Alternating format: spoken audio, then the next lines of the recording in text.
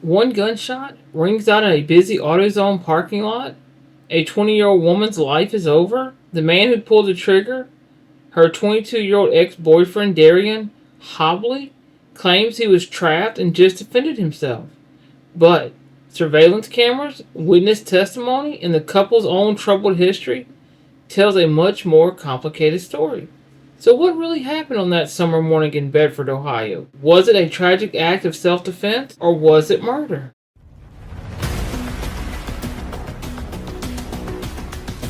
On the morning of August 4th, 2025, the on again, off again relationship between Riley Jones and Darien Hobley had hit another breaking point.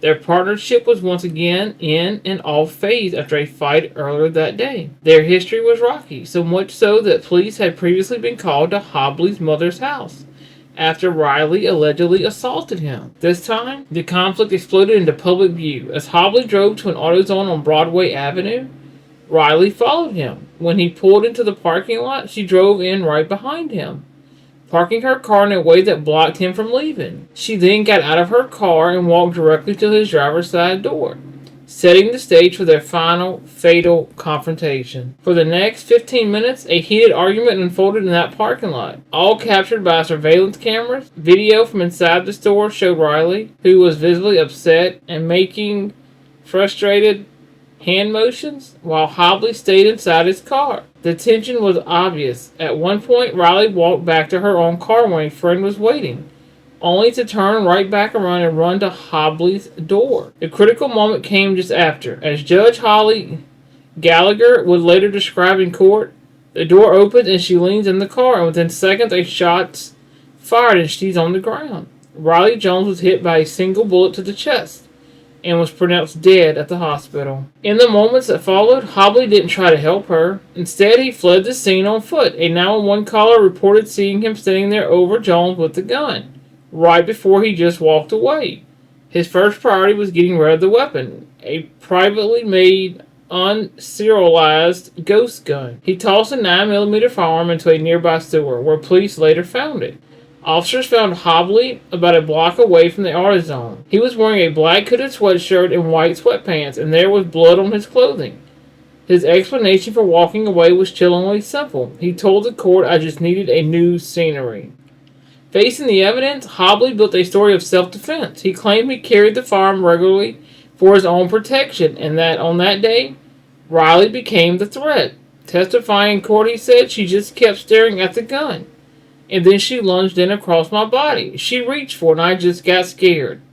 He insisted he didn't want to hurt her and felt completely overwhelmed. This case forces us to weigh the actions of both people in a volatile, tragic situation.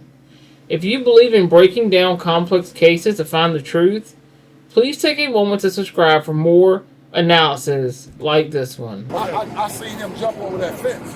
Were you here? Did you witness it? Oh, I was across the street. I heard the shot go off. So you didn't hear it? You weren't here during it? No, I wasn't here. Okay, and you were just around here though? I was just getting off the bus right there. I heard the shot, and I seen him run. I seen him run, and he jumped over that gate, over that fence right there. He had white pants. Where were you at? I was crawling out of this truck when I heard the gunshot, and I walked around the back, standing over her with a gun. He said he saw him standing over her with a gun after the gunshot. Didn't see it, but saw him standing over her with the gun. Okay. What color gun? Handgun, pistol. Try and get as descriptive as you can. Mark, you want a witness statement now, or you want it later? Yeah. Take it out. She's yelling at him to the car, and then he comes in the store. It's like, we call the police. Make sure you know he's going. Galen, what kind of gun was it? It was a handgun. Black? I think it was more tan. It had something sticking out the side of it. I don't know what it was. I'm not familiar enough with guns to give you much of a description. Okay, would you feel like filling out a witness statement for us? I can. I don't have a lot that's going to identify, because I cowered behind the truck, didn't even get a good look at the guy, and when I came back to try and peek around the corner, when I was on the phone with 911, he was already gone. Okay. So I have very little identifying features for you. Can you at least say, I heard the gunshot, saw a male standing over? Can you write that down on a statement for me? All right, David, let me get that for you. So what happened, ma'am? This is too much. They've been in a toxic relationship for a while now. I've called the police on her before because she came over. She broke windows out of his, cracked his windshield and tore his car up. I tried to get a restraining order. I live in Maple. They told me there was nothing they could do because he lives there and he'll probably allow her to keep coming over there. So What is your relationship? I'm his, Darien Hobley's mother. Okay, that's the kid in the white pants? Yeah. Okay. He had a jacket on. Okay, yeah. So I asked him to leave her alone. I talked to his family and her family. Oh, I'm shaking. And I asked them to leave each other alone. From my understanding, they had left each other alone. She came over this morning and was ringing my doorbell. She said he called her and he hung up on her, and I want to know why. He called her and hung up on her? Okay. This is what she told me. Right. And I want to know why he hung up on me. So I'm asking her to leave because I don't want you here. Why are you here? She said that they were still dating or whatever the whole time. Okay. She was upset because he came back in the house. He was done talking to her. He came back in the house, and she wanted him to continue to talk to her. Okay. So I asked her, kept asking her to leave. She finally left. He came in the house and said, "I'm finna go to AutoZone." He's supposed to came up here to get his battery checked because his battery went. Is that the white car? His white car? Yeah. Well, it's in my name. It's mine. Right. Right. So he came up here. As he was driving up the Libby, I seen her in the middle of the street. She was following him and like trying to hit his car going up Libby Road. Okay.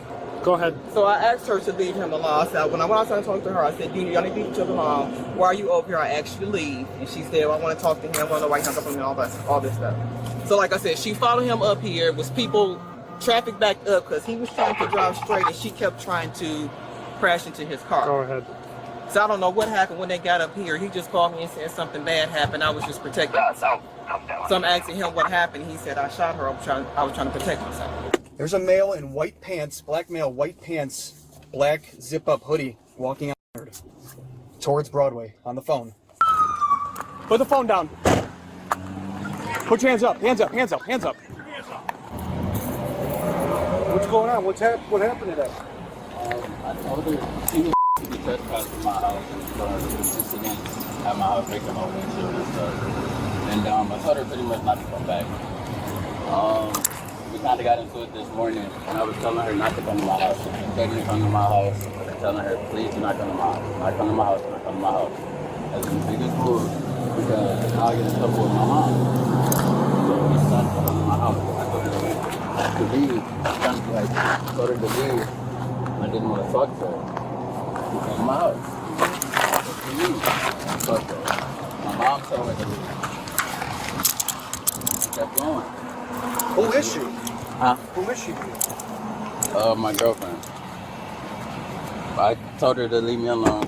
I don't want to be bothered. I feel threatened. Where's the gun at? I threw it away. Huh? I threw it away. Where? In the sewer. Huh? In the sewer. What sewer? Not really too sure. All right, listen. You have the right to remain silent. Anything you say will be used against you in court. If you can't afford an attorney, one will be appointed to you. At this time, do you understand your rights? Okay, is there anything you wish to tell us? I know you said that you got into it with your girlfriend, right? Where do you live at? You live in and she came to your house today? Yes. How'd you get over here? I was going to AutoZone because I have a bad battery, I believe. You're going to AutoZone. She followed you to AutoZone? She went to somebody else's house, stayed there until I left, and then followed me all the way there. She sideswiped my car. She's been following me all through traffic. I've been telling her to just leave me alone. I've been telling her to move away from my car because she keeps bothering me. She keeps antagonizing me. She keeps trying to hit me. So I'm just like, okay, can you move? I've already dealt with her trying to hit me and stuff, so I've been telling her, please move, please move. Can you move away from my car? Can you not touch my car? Can you not touch my car? She opened my car window. She put her hand in the car. I did not know what she was going to do. You were in your driver's seat? Yes. In your car? Yes. Is your car still at AutoZone? Yes, it should be. What kind of car do you have? A Chevy Cobalt. What color is it? White. That's your car, it's registered to you? It's registered under my mom's. It's your mom's car. So she stuck her hand inside your car Like She opened the door. Through the window? No, she opened the door. She opened the door. Your driver's side door? Yes. Okay. And then what happened from there? She put her arm in the car and I just shot. Were you in fear for your life, or? I was in fear in general because the way she reached, it was where my gun was. Did she have any weapons on her? No, but she reached where my gun was. I don't know if she had where was your gun at when she reached by into your my car? seat. It was by your seat. Yeah. On the left side? My right side. On your right side, like in between the center console? And she reached all Like the way to by your right knee? It was like in between the car seat and the center console? Yeah. Okay. And she was grabbing, so she would have had to grab over you. She did. Did she know that you had a gun? Yes. Okay. And what was she trying to do? Why were you two arguing, and why is she following you in the first place? Could she think she lives with you or something? Honestly, it's just something petty. I really don't understand why it has to get to this point so often. But I just called her. I seen where she was at, and I texted her. 30 radio. She didn't answer, and then when I called her, she said, okay, she was getting weed, and I was like, okay. Hang up. She said, while we was on the phone, well, she called me again. What address were you at? That's when she started following you? She came to your place?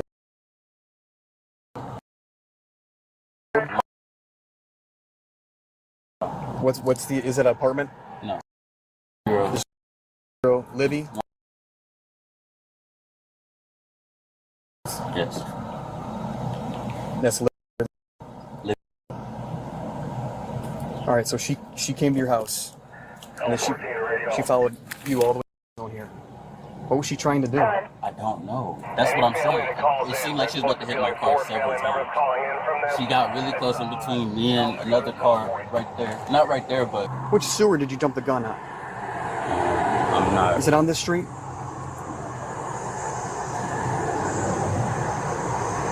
What kind of gun? What is it? A 9mm. 9mm, what's the make and model? I'm not really too sure. Is it yours? Or is it somebody else's? Somebody else's. Alright. So is one of these sewers around here? Couldn't be far, right? We're gonna have to get it. So your cooperation is gonna help out a lot. I don't know what to You don't know which sewer? do. I don't know what to do. You don't know what to do. How old are you? 22. 22. What's your social? Yes.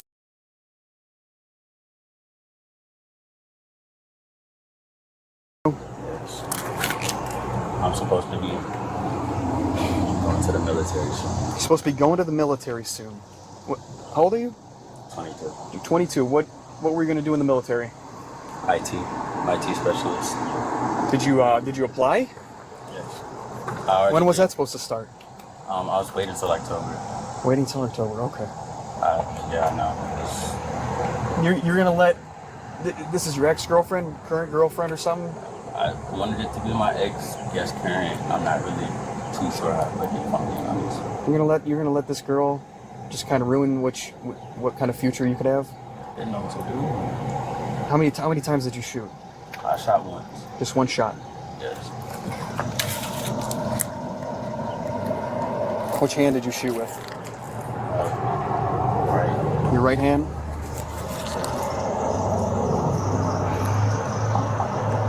You know what color the gun is? Not. Is it gray, white, black? What is it? Brown. Brown gun? Just a handgun? Yes, sir.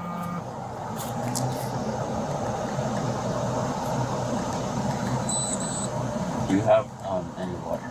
Water? I do not have any water. All right, just sit tight for us.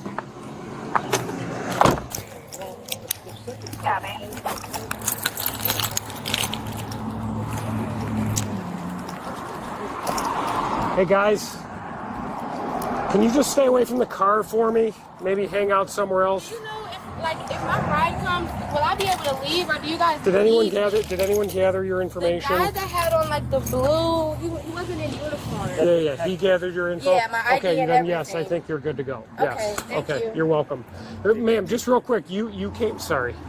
You were with her the whole time? Yeah, the whole entire time. So what happened? Like what They were just arguing. The argument just got to a point where started over in Maple Heights? Mm-hmm. Okay. And she said, pull over, let's talk. So eventually they end up pulling over in AutoZone. Okay. She gets out the car. He puts his She parked here? No, she parked behind his car. I moved her car when she got out the car. No, I moved her car when I went to pull off, when I thought he was coming back out another time. Okay. Yeah, that's when I went to pull off. So he went into AutoZone and out of AutoZone? Yeah, he shot her, went in. He went in, told him to call 911. And then came back out. And then came back out. And then like tried to pick her up. Oh, did he? I didn't see that.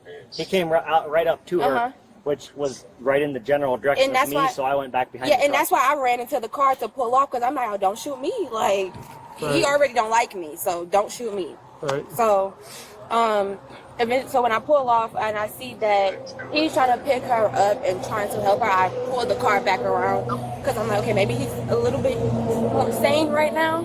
And I think when I heard the ambulance coming, that's when I pulled the car over here to get out of the way. Right, okay, fair enough, yeah. So the interaction, you were sitting in the car right behind when he shot her? Yeah. What was going on during that time? So she came back to the car. So she went to his car. They talked for about like 5 minutes. She came to her car, asked did I find her phone. I found her phone. I handed it to her. Phone is like done for. It doesn't work anymore. Right. And I handed it to her. And so I go back to she goes back to the car. I'm still sitting behind the receipt. She says, you broke my phone again for the second time. And then I don't know what happened in that little amount of time, but as he's getting out the car, I hear the gunshot. It didn't even sound like a gunshot. It sounded like a BB gun, like a firecracker, something like that. It didn't sound like a gunshot. So I'm like, where was she standing when that happened? Like, this is the door. This is his driver's side. This is him getting out the car. He shot her. She fell on her back. She just pretty much fell back. Yeah, she literally just fell back. She didn't even, there was no fight back, no nothing. She just fell back. I heard her scream my name, and as I was about to get out the car, I seen him walk back out of AutoZone. So I'm like, I don't want to get shot. So I pulled the car off. He shot and went in AutoZone. He told them to go call the... Initially, the state came down hard on Darien Hobley. He was indicted on 2 counts of murder and felonious assault and held on a $2 million bond. As the case moved forward, however, the narrative began to change. Hobley eventually accepted a plea deal, and the charges were significantly reduced to involuntary manslaughter with a firearm, specification, and tampering with evidence. The presiding judge, Holly Gallagher, even said she believed Hobley had been overcharged from the beginning. During his sentencing, she offered a sharp assessment stating, "This is why people Mr. Hobley's age shouldn't have a weapon. They are not operating on all cylinders yet. This is a really tragic case." The prosecutor also conceded that while Riley's actions were imperfect, nothing she did deserved death. On February 24th, 2026, Darien Hobley was sentenced to serve between 8 and 10.5 years in prison. In court, he expressed remorse and apologized to Riley's family, who were noted as having acted with extreme grace. Ultimately, the legal system decided this wasn't murder. The primary difference between murder and manslaughter is intent. Murder requires a deliberate plan or malice aforethought, while involuntary manslaughter involves a death that results from reckless actions without the intent to kill. The court viewed this as the tragic, impulsive, and criminal result of a domestic dispute that was supercharged by the presence of an illegal firearm. The final verdict reflects the belief that Hobley didn't intend to kill Riley, but that his reckless actions directly caused her death. But what do y'all think? Was this a case of genuine fear and self-protection? Or was it the culmination of a toxic relationship where one person made a fatal choice? Let me know your thoughts in the comments below respectfully.